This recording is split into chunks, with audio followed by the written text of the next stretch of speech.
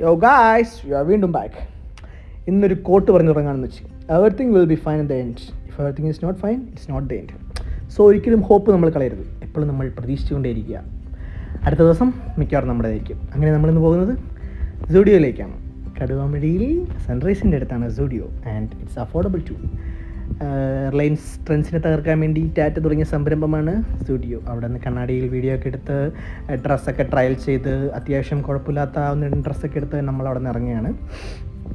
ബില്ലൊക്കെ ചെയ്ത് നമ്മൾ അടുത്ത് പോകാൻ പോകുന്നത് അഡ്രസ്സിലോട്ടാണ്. അഡ്രസ്സിൽ പോയി ഡ്രസ്സ് എടുക്കണം എന്നുള്ളൊരു മൈൻഡാണ്. അപ്പോൾ അഡ്രസ്സിൽ പോയി ഡ്രസ്സും അത്യാവശ്യം അഫോർഡബിൾ ആയിട്ടുള്ളൊരു പ്ലേസാണ്. അത്യാവശ്യം നല്ല ഡ്രസ്സും ഉണ്ട് അവിടെ. നമ്മൾ പിന്നെ നമ്മളെ യൂഷ്വൽ കലാപരിപാടി ചായ അടിക്കാൻ പോകണമല്ലോ. അപ്പുറത്ത് കൊട്ടാരത്തിൽ കയറി ചായ അടിച്ചു, ചായ ആൻഡ് മെട്രോൾ. എന്നിട്ട് പിന്നെ അസ്ലത്തിൻ്റെ വീട്ടിലോട്ട് പോയി. അസ്ലത്തിൻ്റെ ഒരു കുഞ്ഞു പൂച്ച ഉണ്ടായിരുന്നു, നല്ല രസമായിരുന്നു. പ്രത്യേകിച്ച് ശല്യമൊന്നും ഇല്ലാത്ത കടിക്കാത്ത നൈസൊരു പൂച്ചയുണ്ടായതിനെയും കൊഞ്ചിച്ചങ്ങിയിരുന്നു. എന്നിട്ട് പിന്നെയും രാത്രിയിൽ എങ്ങോട്ടോ എന്നില്ലാത്ത വല്ലാത്തൊരു യാത്ര പോയിക്കൊണ്ടിരിക്കുകയാണ്. അങ്ങനെ പോയിക്കൊണ്ടിരുന്നപ്പോഴാണ് വയറ്റിൽ നിന്നൊരു വിളി, വല്ലതും കഴിക്കാമെന്ന്.